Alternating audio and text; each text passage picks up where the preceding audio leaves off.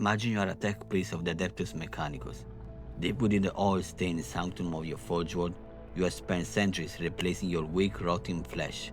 You chant binary prayers to the Omnissiah, believing that the logic, calculation, and the code of the machine are the only defense against the madness of the warp.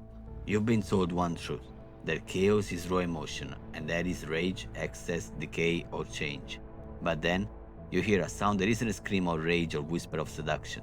You hear the grinding of gears made of bone. There is a shadow lengthening the soul forge, an entity that does not want your worship, but your innovation. We are looking at Vashtorr the Arkifane. Today we are deep diving into one of the most terrifying developments in the modern Lord of Warhammer 40,000. Before we can understand the usurpers, we must understand the king first. For 10,000 years the galaxy had burned under the influence of the Big Four.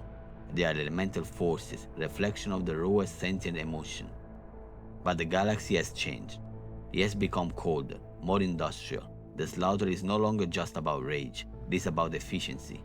It is about logistics, and from this disparity, a new power risen to fill the vacuum. Vashtorr, the Arkifane, the king of the Soul Forge. It is a demigod, but it's not a slave of the Big Four. It is not rogue elements like malice. It is something far more dangerous. It is a businessman, and a business in the 41st millennium is booming. We will dissect Vashtorr's low regions and his unholy pact with Abaddon the Despoiler. During the Arks of Omen campaign and the terrifying mechanical ecosystem of the Soul Forge. And finally, we will answer the question that Ecclesiarchy is terrifying to ask. Is Vashtorr destined to sit on the 5th chair of the great game? So make sure you subscribe because the Inquisition doesn't want you to hear this. To understand the Arkifane, we must first look at his domain. Deep within the warp, in between the swirling madness of the Materium, lies the Soul Forge. This is not a garden of rotting delight or a fortress of brass schools. It is a factory, a cold smoke factory. Here, the laws of physics are not just broken, they are rewritten through the binding contracts.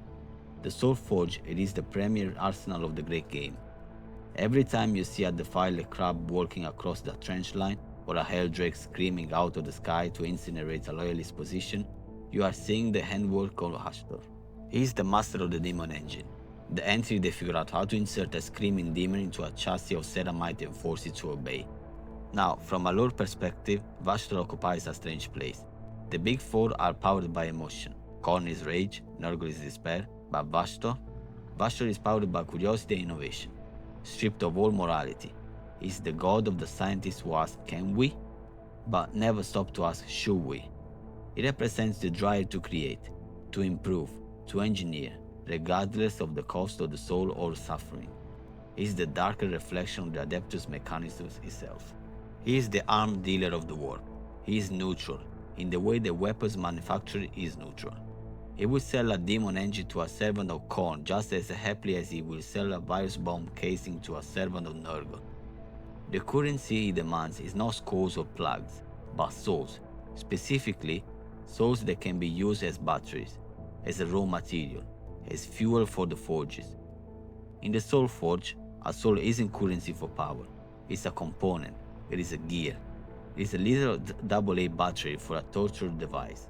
This is why it's so dangerous. The other Chaos Gods are bound by their own nature. Khorne, for example, must kill. He cannot choose peace. He is incapable of it. Vashtorr, however, possesses a terrifying agency. He can negotiate. He can wait. He creates contracts. In the lore, we see that Vashtorr is not yet a god. It is described as the most powerful of the demon princes, perhaps, or a unique entity born from the collective psychic detritus of a galaxy at war. But he is hungry. He looks at the great game, at the eternal stalemate between the four brothers, and he sees inefficiency. He sees a market gap, and to fill that gap, he needed a partner in the material realm.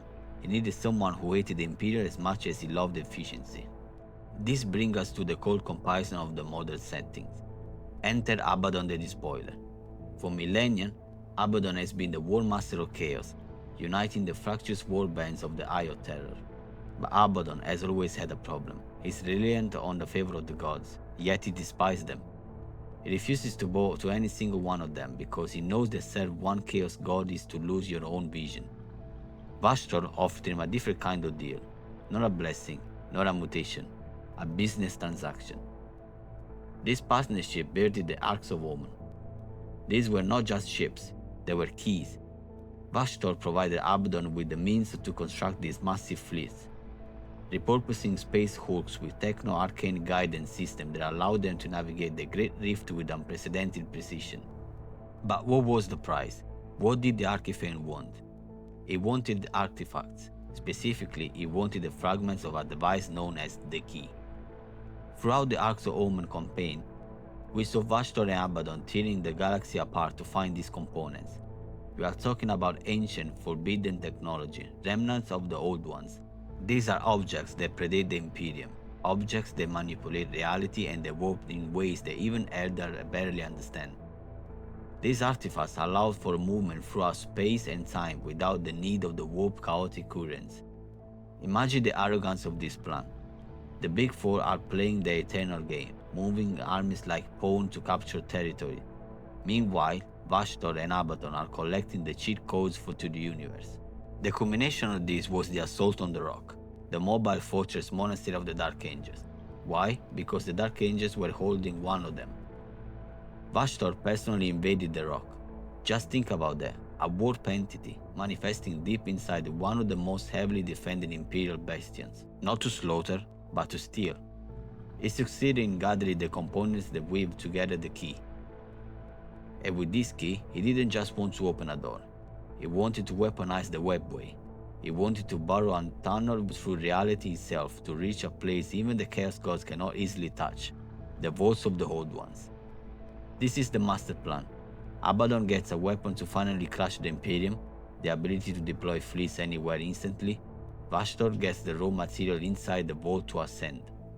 But ambition breeds enemies, and Vashtorr has a very specific enemy. Before we can understand the future, we must look at the ghost of the past.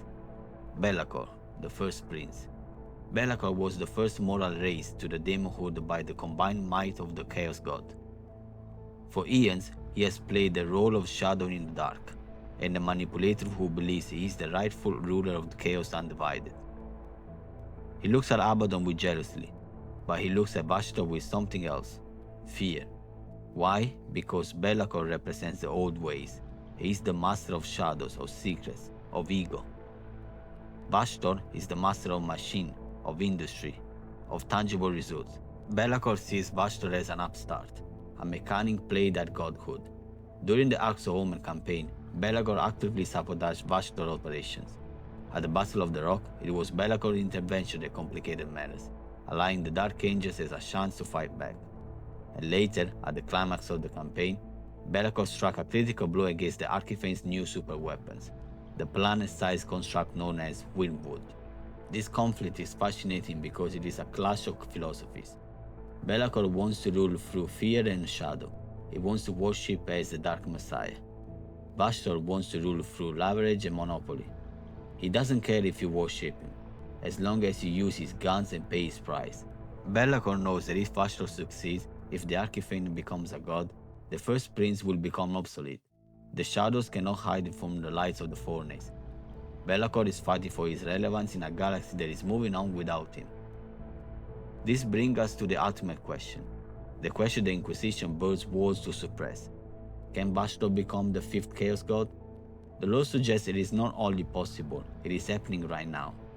The great game is paralyzed. Nurgle fights Tzeentch, Khorne fights Slaanesh. It is a perfect self-defeating equilibrium. But Vashtorr introduces a variable that disrupts the equation. It is gathering power not through the worship of mortals, but through the accumulation of mass, through the weaponization of the material realm itself. If Vashtorr ascends, it will not just be a god of emotion. It will be the god of forge, the god of the machine. Think about the 31st millennium. What defines it? Is it hope? No. It is love? No. It is war. A war requires industry. Every bolt around fire, every chainsaw working, every titan marching. In a way, they all fit the concept of the machine. Even the Imperium, in the worship of the machine god, fits the conceptual domain that Vashtorr embodies. Vashtorr relies on the cold hard steel that those souls use to kill each other. As long as there is war, there is a need for weapons. Vashtorr grows stronger. He is building his own realm, the Windwood, a planet-sized demon engine that acts as his physical body and his fortress. He's literally constructing his own godhood, bolt by bolt, plate by plate. Vashtorr the Arkifane is a terrifying reflection of humanity's darkest innovation. He is the atomic bomb, he is the gas chamber, he is the drone strike. He is the logic that says efficiency is worth any price. If he succeeds, if he unlocks the final vault and he claims the power of the old ones, the great game will change forever. A fifth chair will be added to the table, and it will be made of cold iron. I want to know in the comment now, who's scarier? The entity that wants to boil your own blood with rage, or the entity that wants to harvest your soul to fuel a generator? Tell me your opinion in the comments. If a fifth chair is added to the great game, who deserves to sit in it? Vashtorr, LAKOR, or perhaps the Dark King we discussed in the previous videos? Let the debate begin, and as always, again, subscribe and I'll see you in the next one. The Inquisition tells you the machine is your friend. They lie.